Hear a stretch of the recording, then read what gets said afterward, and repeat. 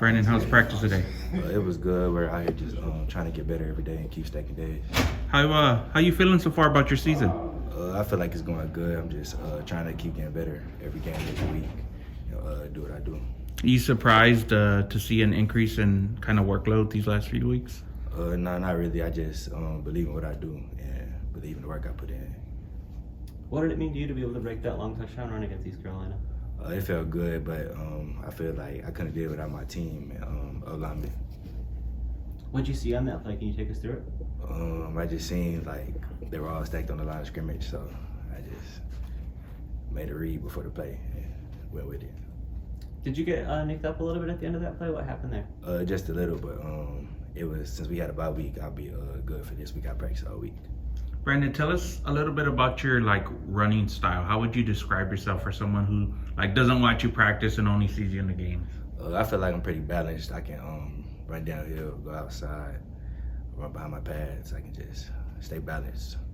What have you learned from some of the other guys in the running back room? I learned just trust instincts and believe what you see. What is it like being part of such a crowded position group the way that unit is? I feel like it's good because all guys can go out there and make plays, so it's not too much of a workload for anybody. Is it a process of figuring out how many carries you're going to get when you have so many other guys who are in line for that? Not really, just gotta be ready when your number's called. Is it tough? How do you find that mentality? I feel like since I learned a lot from them, so it's not really too much on me. I just learn from them what they do. How did you end up here? Tell us about your journey to get to UTSA. I had a couple other schools I was looking at, but I fell in love with the culture and what they're building. What stands out about the culture? What are the big things that drew you to it?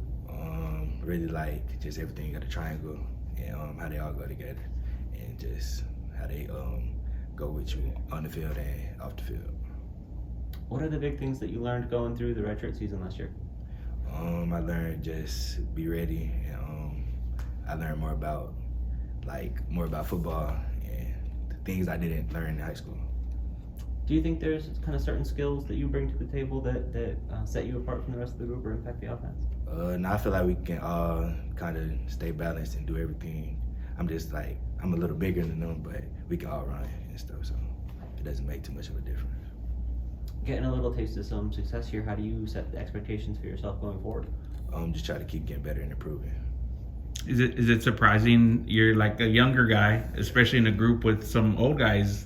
It's surprising to get so much attention and so much playing time. No, not really. They already told me my time was coming, so I tried to stay ready. Are you a guy who puts a lot of pressure on yourself, or how do you approach that day to day? I put pressure on myself, but nothing I can handle. Do you have anything that's a real motivator or primary driver for you? What pushes you? Really just getting better than I was before.